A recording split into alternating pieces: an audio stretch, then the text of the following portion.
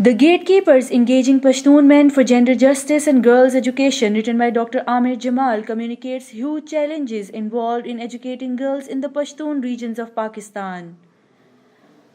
Author is an insider in Pashtun culture as he carried out important research that provides both an understanding of the barriers to girls' education and solid advice regarding how these barriers can be overcome.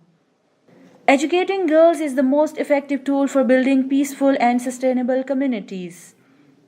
Mothers, as the first educators of their children, have much to contribute to their society when they have had the opportunity to obtain education themselves. The core idea of the book is that unless we engage men for gender justice and girls' education initiatives, we cannot achieve those goals.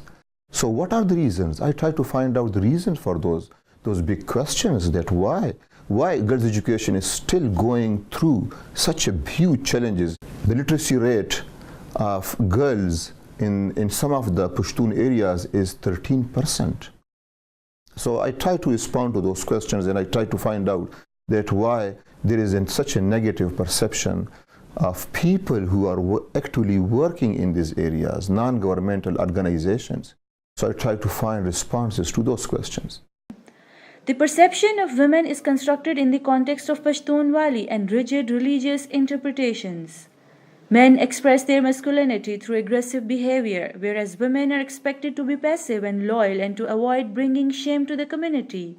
I particularly challenge Western notion of Pashtun women.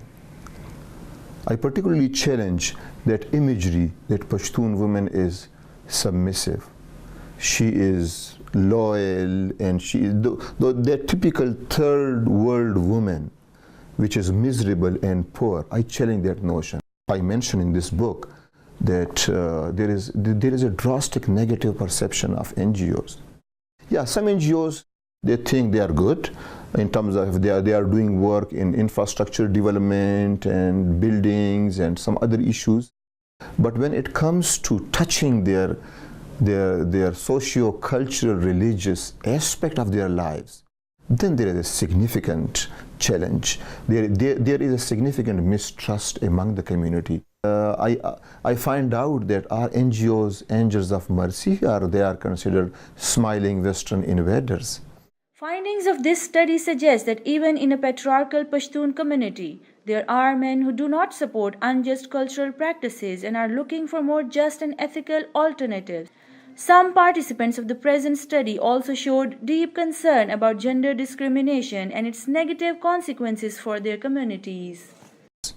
So how Pashtunwali and Islamic teachings are mixed together, and when a man find out that Islamic teachings are not helpful in dominating women, they would use Pashtun tradition to achieve those goals. When some men are involved in the village, they go forward. They know their tradition, they know their values, they know how things work in the village. So it is critically to involve the gatekeepers to achieve those goals. I always say that if a girl is educated, a community is educated, a nation is educated, and it can bring significant positive change in the community. Communities are realizing the importance of women's education as educated girls are becoming role models for the rest of the community.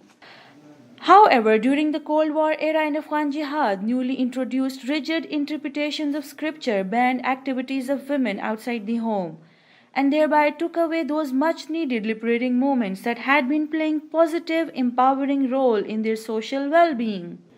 Continued wars and conflicts in the region have created an insecure and uncertain environment that has discouraged any progress in the socio-economic condition of the area, which has had a direct impact on women's development and girls' education. We have established an organization, Educate a Child in Pakistan.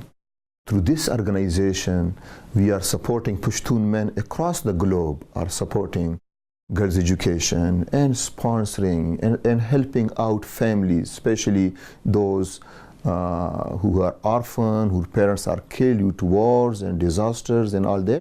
So we are supporting those girls. This is working so well.